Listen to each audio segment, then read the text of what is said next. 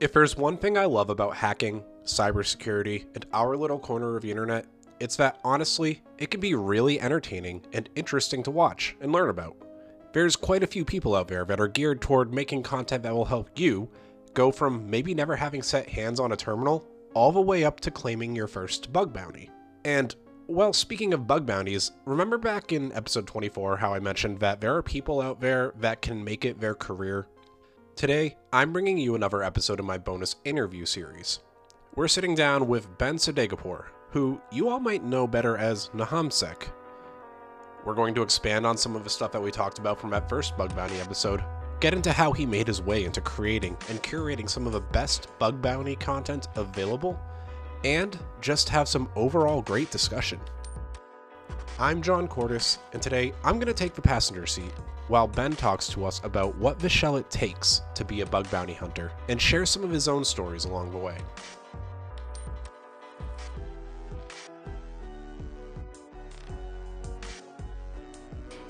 Before we get into the episode, I have one little bit of housekeeping that I want to bring up.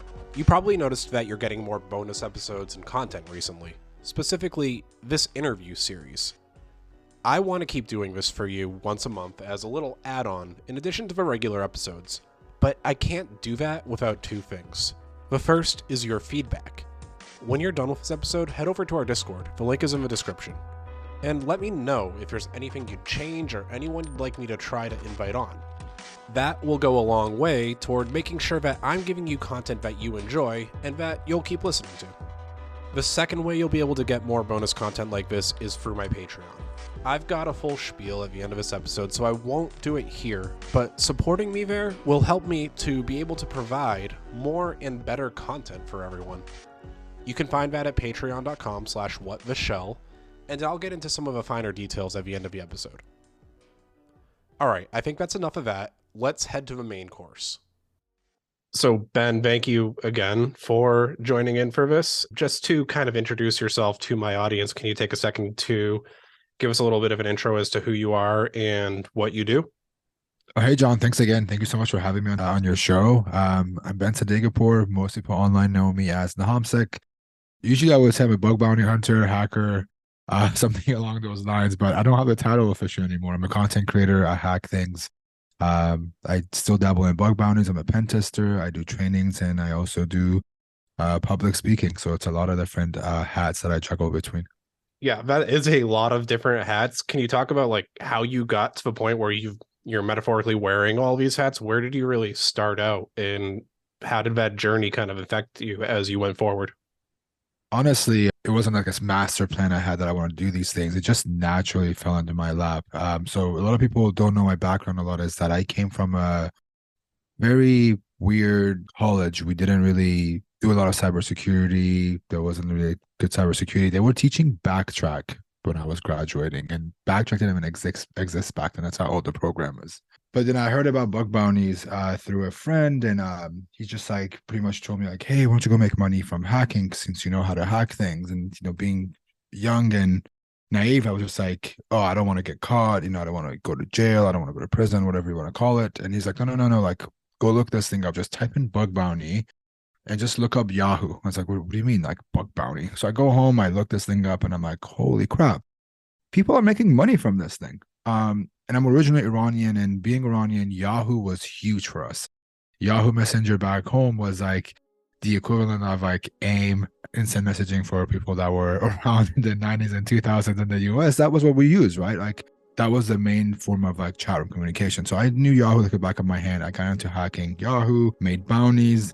I worked for one of the bug bounty platforms in the past. Before I joined HackerOne, some things went down, and I ended up going to work at HackerOne. And I just honestly, not to get too deep too early into the podcast, but I just honestly think like we all come into this world with a purpose. We all have been given an opportunity to do something, and mine, I didn't know what it was at the time, but I really enjoyed helping people in all aspects of life. And that kind of got me to going to conferences and that kind of stuff. And it just one door after another opened up. The more conferences I went to, the more people I got to meet, the more opportunities opened up. And then with the COVID stuff happening, it just gave me the opportunity to push myself even more online because I no longer could go to conferences. I no longer could go to these different events and life hacking events and that sort of stuff. So I really had to do more work on my own without relying on all of these conferences. And for the people in my audience that don't know, you actually started your own conference, NahamCon. That was a virtual conference online, right? Bringing in different experts, bringing in different talks to be able to help, I guess, facilitate for others what's been done for you. Yeah, so it was originally called VersaCon. A big shout outs to Stoke, John Hammond, and Heath, aka the Summer Mentor. Me and Heath were running to do this thing together called the Man of the Year for LLS. And then COVID broke out and Heath couldn't come to the city I was in. So he kind of like was just like, I'll just help you out with this thing. But we just were doing this conference to raise money for a charity called Leukemia Lymphoma Society. It's a big, it's called LLS. It's a huge, huge charity in the world. We raised, I think, $56,000 from it. And yeah, and it all went to charity. I ended up getting me the Man of the Year title locally in the state that I'm in, or in the city that I'm in. And yeah, it was just for the charity thing. Is just like, I knew these corporations have the budget to allocate to conferences. COVID happens, that budget is still there. They're not spending it. And what conferences charge are what we charge in comparison to conferences was a fraction. If you go to a big B size in a big city, you're spending $10, $15, $20,000 for a table. Ours, the most you spend was like $3,000. And if you have 10, 15 sponsors, that raises a lot of money for that charity, right? So we wanted to do that. And then the other part of it was that I've gone to so many conferences and I love going to conferences. I've loved it as a kid. I've gone to them all the time as a kid. It was just more on I go to these different conferences, but it's so wide, right?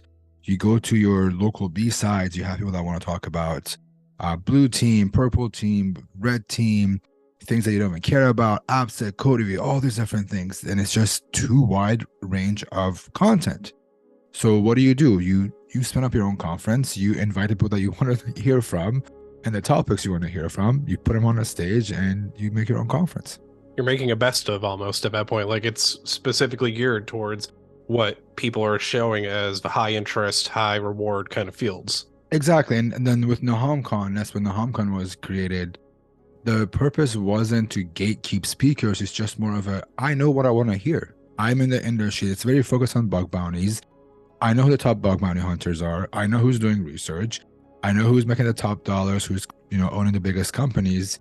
And I know that's what people want to hear. They don't want to, it's not that they don't want to hear from other new hackers, but it's just more of am I going to sit through this talk myself? If the answer is no, I can't have them come to the conference.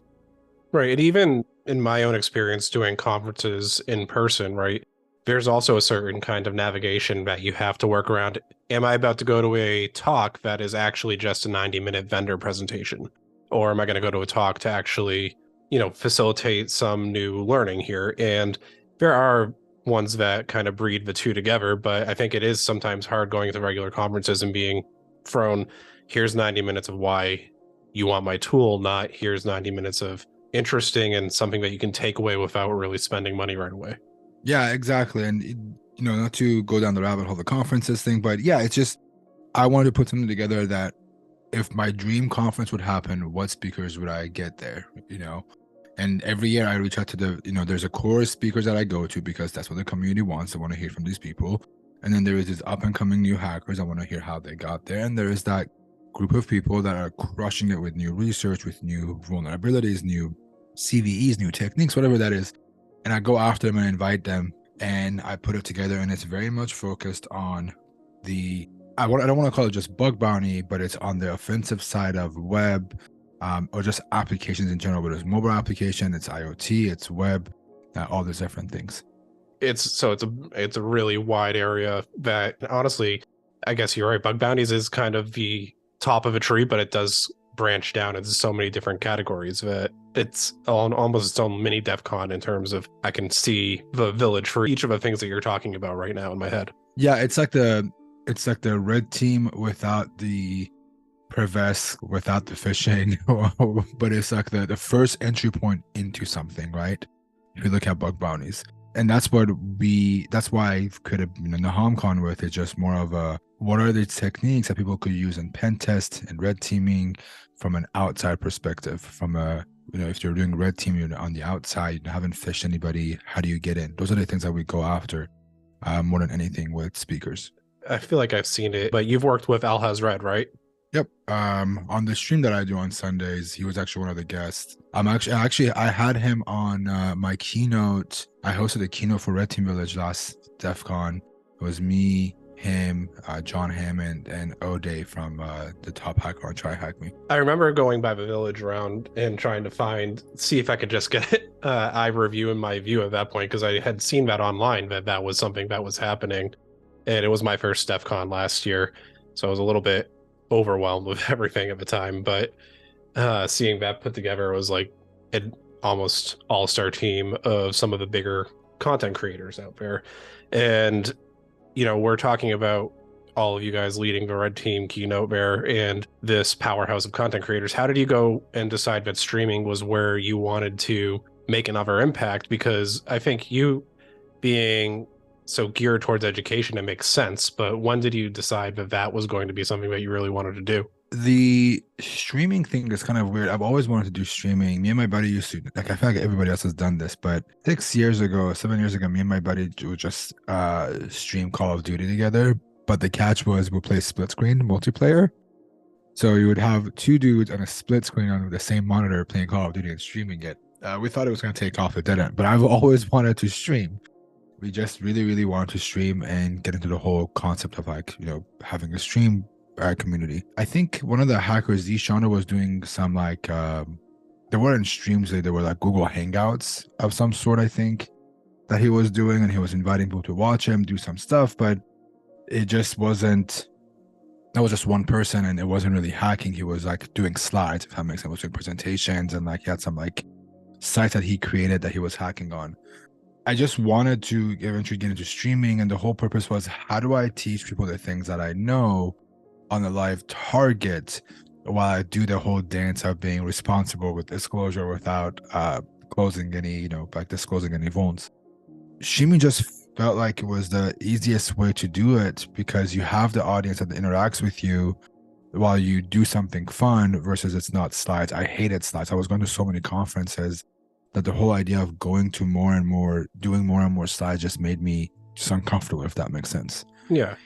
And streaming meant just something very casual. It just gave me access to people that don't go to conferences. I mean, let's be honest, a lot of us are introverts. Conferences are overwhelming for us socially, right? When you go there, it's a lot of social interaction. I personally, a lot of people, because I stream, think like I'm super outgoing, but I have a limit. I hit that limit on my first day, and then after that, my social battery is completely drained. But streaming isn't like that. It's just, I'm in my own comfort of my room, doing something that I want, when I want, how I want it, and I don't have to play by anybody's rules. And it just turned out to be something really fun that I honestly think was one of the best things that I did, and it changed a lot of things for me. I think even with what you're talking about, there's the same thing on the audience side, right? You can't stop a conference midway through a live demonstration to ask a question very easily, right? But if I'm an audience member watching your stream, it's also slightly easier. You don't see me, you just see my username to ask a question for what you're doing. Why, like, Ben, why are you doing this? I feel like it should be done this way, or I'm used to doing it this way. Can you explain that a little bit? And it can prompt a whole segment of a stream for that kind of education, which I don't think you get at the live shows very often. And then it puts the audience back in that comfort place. Yeah. And the other thing is, like, I compare hacking to what gaming used to be about 12 years ago. If you think about it, like, gaming was this thing that, like, a bunch of nerds were doing. Oh, who plays video games? Like, oh, why are they streaming? Who's gonna watch them? Like, I feel like that was the entire thing around gaming, how people looked at it. It was not when people game, but who's gonna watch a game online, right? And I've always thought hacking could be one of those things. Hacking could have the esports likes events that we see coming out, more and more now. It could be something that we can stream thanks to these companies like Hack the Box, Try Hack Me, CTF Challenge, all these different things that are out there. But it's just, it missed somebody willing to put themselves out there to do it, because when it comes down to hacking, you're not just playing a game, but you're also demonstrating your technical knowledge. And the more streaming you do, the more you show your flaws, the more you show how much you don't know, how much you have to Google and that sort of things. And a lot of people don't want to do that, honestly. It's like a resume almost for you. If you archive your streams and you ever apply for a job, someone can say, I'm just going to pull up, when he did this, and I can watch him do something live. It's interesting to think about that side of it. Yeah, absolutely. I just felt like hacking could become a thing where we see more and more hackers stream. I'm not going to take credit and say I was the person that made that happen, but I feel like I played a role in welcoming people and pushing more and more people to be okay with being on stream, more people turning on their cameras while they stream, more people doing, these hack the box challenges and putting themselves out there. And now you see there's, I think, hundreds of people that do that nowadays. And I see when I first started doing this, when I would look for the word hacking on a science and technology channel of Twitch, sometimes I wouldn't find anybody. Now when I do that, there's at least one or two people streaming when I sign off that I can raid into their channels. It was something I tried at one point too. I tried doing the Hack the Box walkthroughs for a little bit while I was studying for OSCP. I tried doing Twitch streaming. My schedule couldn't keep up with it, and podcasting ended up being where I landed, which I'm very thankful for. But I see how hard it is to do that, and I'm impressed at you and Al and the guys who do this multiple times a week, sticking to that regimen, being able to put all that content out there and keeping your energy levels up about it. It must be hard avoiding burnout. It is really hard, man. It was the more years I've gone through, the harder it's gone. At first, it was really easy because you wanted to become that affiliate. You had to put in the hours. Then I wanted to become, a Twitch partner, so I had to put in the hours. And then I just realized I'm giving up half of my life. I was literally streaming Thursday, Friday, Saturday, Sunday, Mondays between 11 to 2. So I had no weekends. Yeah, I get the notifications when you go online, and sometimes I'm like, wasn't there just a stream?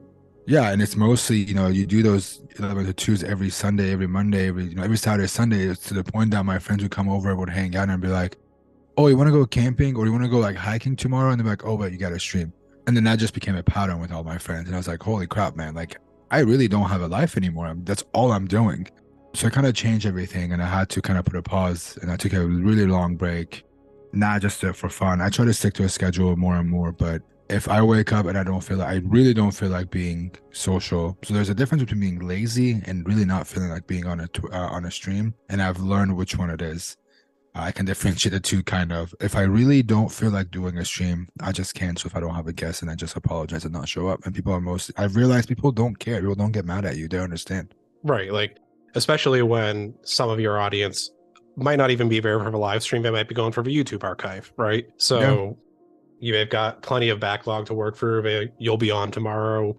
There's always a new day. Like I've learned something slightly similar in that if I take a week off, no one's mad at me. If I say, hey, I couldn't get this episode out in time and I don't want to rush something to give you guys something that's not good, I want to make sure I keep myself up, right? No one got mad. Like that is a weird lesson to learn the first time. I do appreciate the talk about streaming, but I wanted to ask a little bit about some of the bug bounty stuff.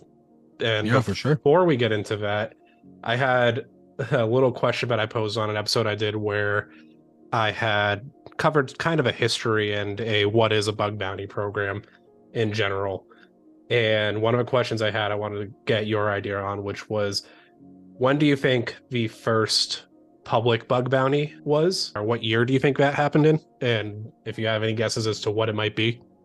So there is reports that I feel like VW or something did a bug bounty in the 90s sometime, in the late 90s, early 2000s, maybe, for their cars. I don't remember what it was, but it was a thing that we always, so I worked at HackerOne, that was one of the things that like we always talked about. But on a web portion, I want to say like on a actual bug bounty for products like online, I want to say 2011, 2012, probably someone like Google or Facebook were the first to do it. So you were right with the bug. It was in the 80s. It was 1983, and it was a VRTX real-time operating system in their car. If you found a bug, you got a VW bug. So you get a bug if you find a bug. And then Netscape Navigator 2.0 in 95 was one of the first big web I forgot ones. about that one. Yeah, I forgot about that. I knew that one. Dang it. Okay. Yeah, the VW one has been like beaten into me, so I know that one for sure because of how much we talked about it. But the second one, completely forgot about. It's a really good one. And then I think after that, this one is conjecture on my point, but I think it might have been Firefox because I was in high school when they put out that, and I remember being like, you can earn money trying to hack Firefox now. That is really cool. Yeah, Firefox I know has been they've done a bug bounty for a while. Chrome was offering bounties for a while too before, other programs went up. I would love to know which company actually issued the first bounty over, hardware or software or something like that. That'd be very, very cool to see. Yeah, and if it was an actual cash bounty, because I think early on there were a lot of places that were like, we're going to give you whatever our service is as a reward for finding these bugs. I don't know who pulled up the first cash bounty. From what I have in my notes from that episode, Firefox offered up to $500 in 2004. So it might have been right around there, but that was the first time cash really started getting paid out. But while you've been working and you've been doing bug bounties, I was wondering if you had any kind of top stories or top bounties that are super memorable for you. I know on your HackerOne profile, you have an article or a blog post that you had wrote about the time you had hacked Lyft. Yeah, that might be one of my favorite ones. Ones that I can talk about. This is a really hard one because a lot of them I'm actually pulling up my HackerOne profile to see what's public. A lot of them are invite only bug bounties that I hack on, so it's really hard to like talk about them. Honestly, I think Lyft and Snapchat, even though they're from like 3, 4, 5, 6 years ago, maybe even, they're the favorite ones I've done. Not because of the vulnerability itself, but one was a collaboration between me, Dakin, Zayed, and we also took that research and bundled it as a talk at DEF CON. It opened up a door for me to talk at DEF CON for the first time, but also it won like the hacking technique, like the first or second place on Burp Suite. They do that, they do it every year. They just did theirs in 2023. That also won second place or first place, something like that year. Those are probably the favorite ones because like it really pushed me to learn something new. They're also big companies. Like who doesn't want to say I've hacked Lyft, I've hacked Snapchat, companies that most people know. Can you talk a little bit about like the process for finding the Lyft vulnerability that you had exploited there? That's a really good story, actually. Yeah. So I was traveling to some Chicago cybersecurity thing for work. I was speaking at, and mind you, that was probably like one of the highlights of like my career because I flew in from one city, came home. The next morning I went to Chicago, and then I had to come home from Chicago and go to Argentina or Singapore or something like that for work. We're just doing crazy travel that week. And it was like me and like the same two group of people that were doing this. And I used Lyft. I religiously used Lyft for a while because the prices were cheaper than Uber. I did Lyft driving in college. I don't know why. I just love doing Lyft, right? And I'm traveling, and I get a Lyft from my house to the airport, and sorry, from the other way, from the airport to my house for my last trip, right? And the next morning I wake up, I'm on the next flight over to go to Chicago, but I'm filing my expense. So as I'm closing one ride to request the next one, go to the airport, I go, oh, what is this new thing? You can actually put an expense report in here. Like you can put a note for your expense report in here. And, I always put payloads and everything. So I just put like underline, the H1 tag that makes things bigger. And I just put like my expense. I go ride from airport home for trip XYZ. Don't think about it. I wake up the next morning on the plane. I go, I got 4 hours on this flight, 3 hours. I'm going to file my expense report. So I click on this expense, and what do you see? There is a giant rendered HTML inside of a PDF. Right? For people that don't know, if you can get HTML to render in a PDF, that happens server side, and that causes a server side request forgery, where you can pretty much access local files, local resources, local network, within that application or that machine. And in our case, this machine was sitting on AWS. But the problem was I had to take a ride every time I wanted to exploit this. And I just started this freaking flight. I'm like 3 hours away, and I'm messaging my buddy Donut. We were really close back then. And I'm like talking to him like, oh my God, this is just firing, dude. What do I do? Holy crap, what do I do? And he goes, well, I'm at work right now, but I can take an Uber or take a Lyft and go to the Starbucks down the street, but it's only like a block away. This Lyft driver is gonna hate me. And I go, screw it. Tell the guy you're gonna tip him. Take a Lyft to Starbucks and then get dropped off and take another one back. This is literally within the same block, so he could have walked it in 30 seconds, I think, in San Francisco. So God bless him, he does this and he comes back, this thing fires again, but we couldn't exploit it. Later, we would come back from the second trip and I went to Dakin, we worked together at HackerOne together. And I go up to him like, hey, listen, like I have this vulnerability, but I can't exploit it. And we're in New York at this point. And we were just owning things all week long, me and him. We're just hacking bug bounties because we're at work, we're at an event, but a lot of free time. So we're just hacking a lot of things. And he goes, screw it, let's just take a look at it. So we take a look. There's a video about this whole thing. Stoke was there. He recorded the whole thing. Dakin and I sat there and we realized that my payloads weren't fully firing because the quotation mark on a mobile device isn't the same as what you need to close the quotes in an HTML. Does that make sense? It's like the sideways quote and not the regular double quote that you use in HTML. Right. It looks similar, but it's not the exact same thing on the back end. Correct. It's slanted to the right or left, depending on where you do it. And then we realized that, and then Dakin and I pulled the header. It was Wheezy print, and we actually dropped a Wheezy print O-Day on them to be able to fully exploit this. So we're in New York at this point, and me and Dakin are just taking $20 rides around New York just to try this thing out the next day. We finally were able to exploit it, which was the story of it itself is a lot more fun than the bug. And the bug was paid out maybe like, I don't know, a couple $1,000s. I don't even know what the bounty was, to be honest, but it was such a fun little event that we had, me, Dakin, Zayed, and everyone that was involved with getting rides for us, that made it very, very fun. And then we later used that O-Day into a CTF just because we wanted to see how many people can actually own this thing. And turns out everybody that participated could own this as long as they knew the header, because it's an open source project and you can read the source code and exploit it. So really, it all just boiled down to you being curious about this new field. Is how that started. You recognize that's new. Let's see what happens. And, the ball just kept rolling. And however many Uber rides or Lyft rides it was after that point just brought you on that little journey.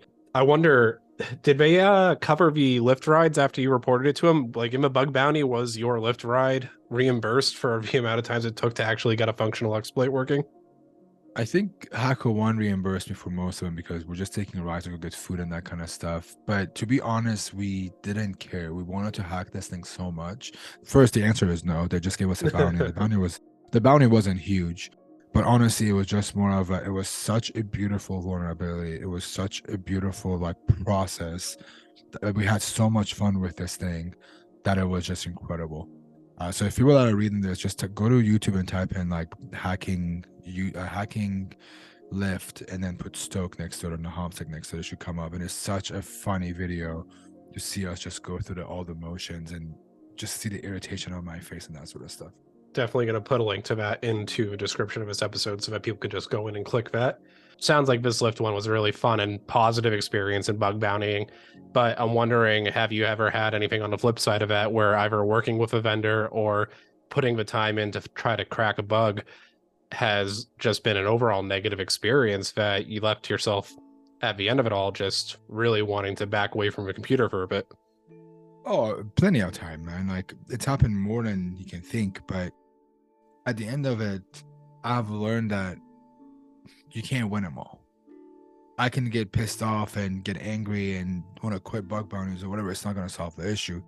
There's been a time where, one, in my head, I think something's more critical. The company doesn't think it's critical.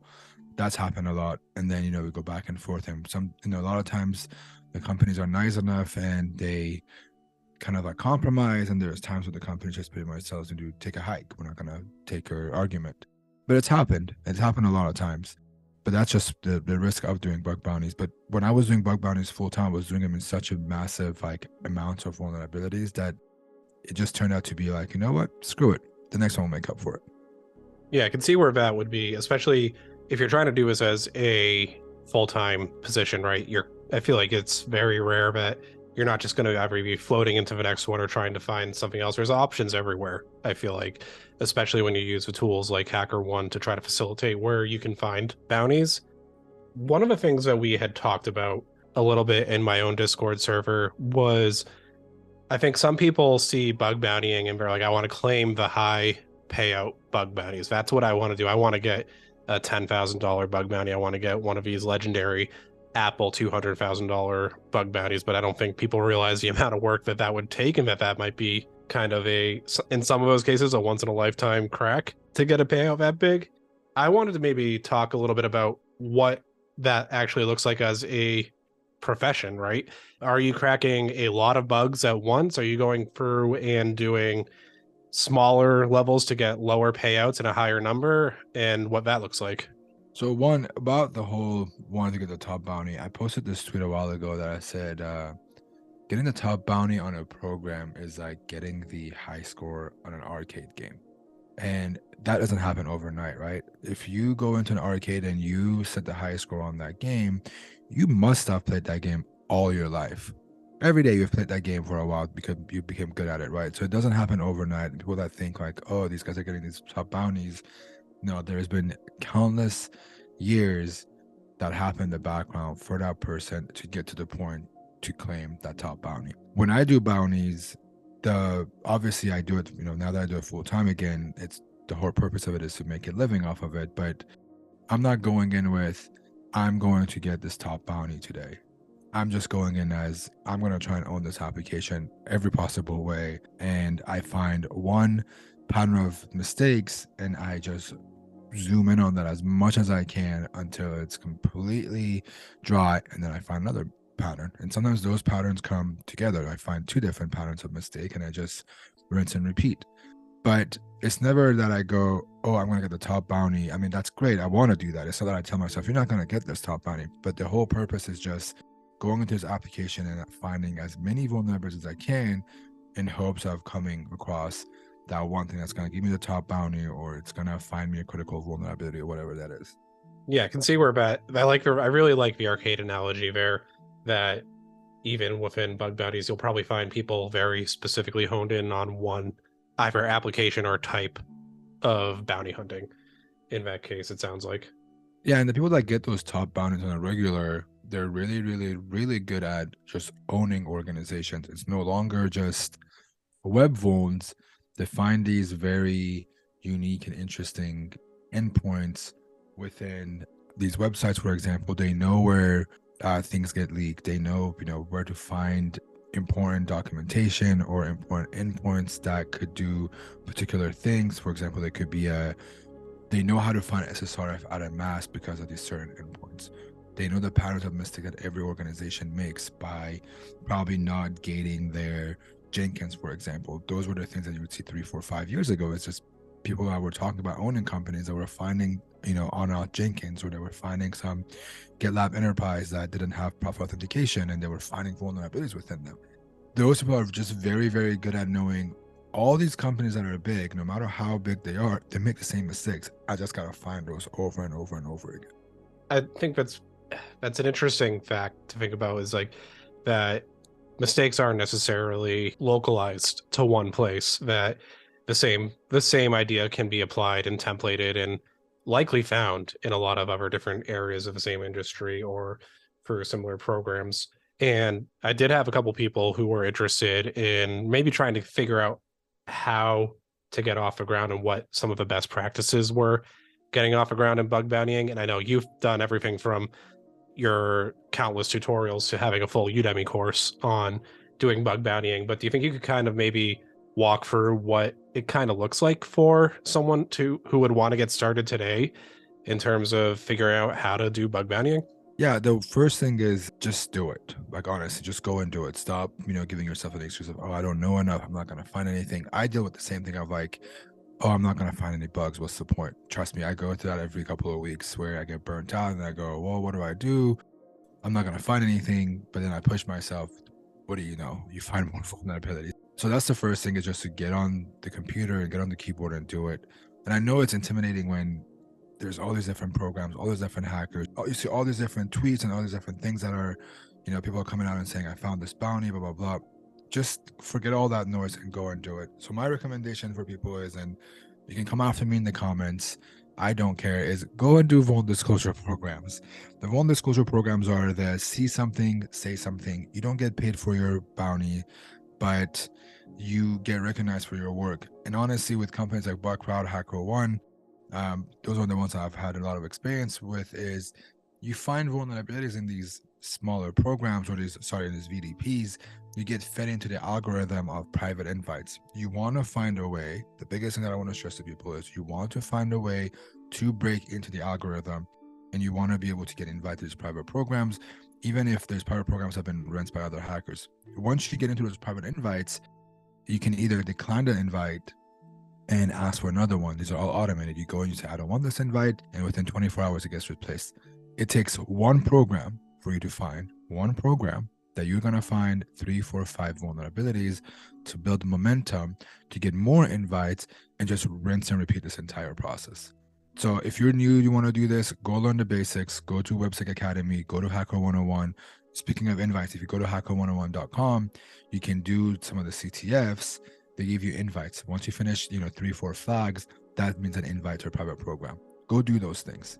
And then once you've learned them, you get invited, just hack. You have to do some of this. So the Power of Defense is a really good one. GM, Ford, IBM is a really good one. They don't pay, but it's a really good place to, one, learn how to automate some stuff, learn how to scope out a bug bounty program, learn how to approach a target. And then they have so many different applications you can sign up for and hack on that is just endless vulnerabilities. And then that just opens up the door for you to get to private programs. And then you find a private program that's really good. You go up the ladder, you go up the leaderboard, and you get more invites and more invites to bug bounty programs to hack on. And I think what a lot of people don't necessarily realize off the bat is you talked a little bit about doing some of the kind of CTF stuff at the start of this, or going into the HackerOne site and getting a flag for private invites, right?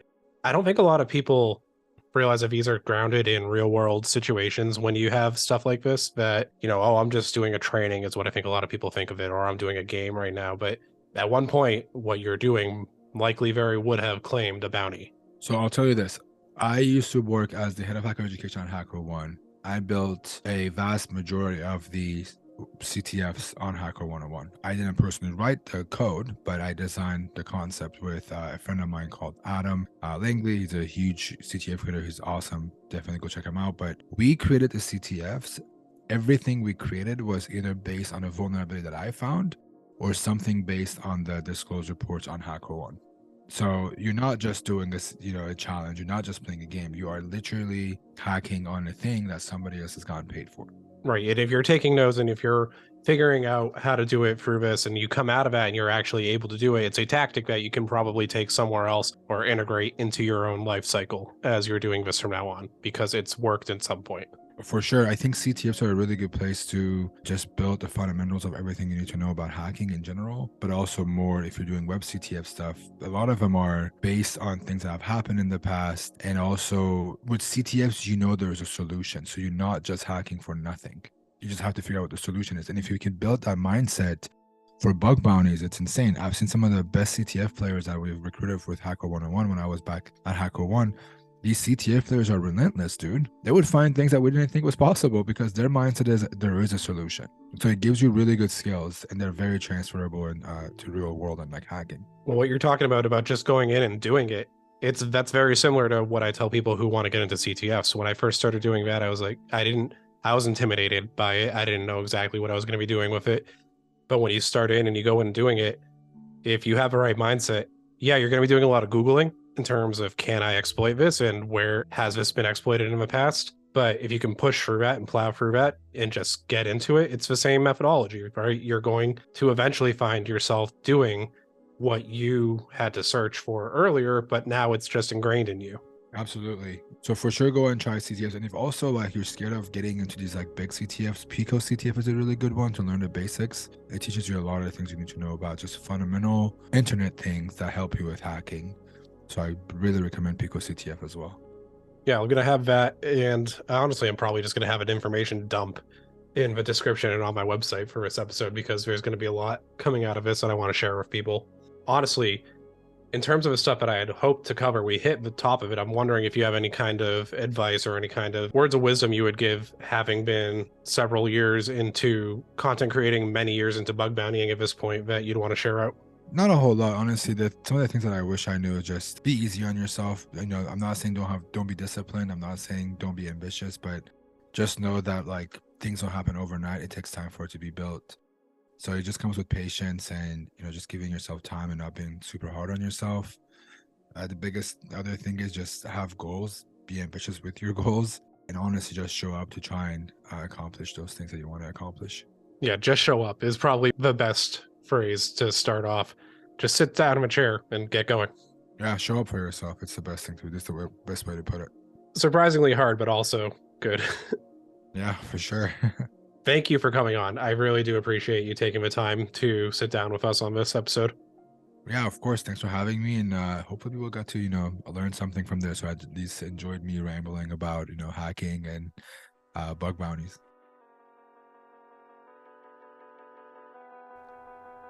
That episode is one of the ones that I've had on my podcast bucket list since its inception. If you're interested in learning about bug bountying, I've got a bunch of Ben's socials and links in the description of the episode. I highly encourage you to go subscribe. And to Ben, thank you again for coming on the show. It says a lot about our community when we have bigger guests and content creators such as yourself be open to collaborating and coming on. And I hope that attitude ripples out to anyone listening. If any of you want to hang out, you can join me and some of our fans in the show's Discord. The link to that and my socials are in the description of the episode with everything else. And lastly, as I mentioned at the start of the episode, there is something else that I want to talk to everyone about. You probably noticed that, hey, there's no ads in this show, and that's pretty neat. That doesn't mean that the show doesn't cost money to make, though. So to help offset the cost, I did launch a Patreon. And it's as simple as going to patreon.com/whattheshell. There's a couple different plans out there, including varying levels of bonuses. Do you want to support the show? Do you want some Discord flair on our server that will make you stand out? Hell, maybe you even want to commission a mini episode that'll be available on Patreon. It's all there, but I'll let you decide if it's worth it. I get it if it's not something that you're into, so don't sweat it. And lastly, before we go, speaking of signing up, here's a thanks to all the existing patrons that are helping me keep the show running. So thank you, and I do apologize again on any pronunciation errors. I'm trying. Thank you to Benjamin Sweetnam, John, Jay, Adon, Kristen Odegaard, Pafer, Chris Finnick, Ben Marcarell, Pseudo, RKA, FLD, VXUB, which is exactly how it's typed out, and last, but certainly not least, the user that's continuing to test out the limit of characters in his username, and I'm pretty sure I've got memorized at this point. Quote, I use Pot of Greed to draw 3 additional cards from my deck. Thank you for supporting the show. It truly means the world to me. I'll be back for another episode of What the Shell.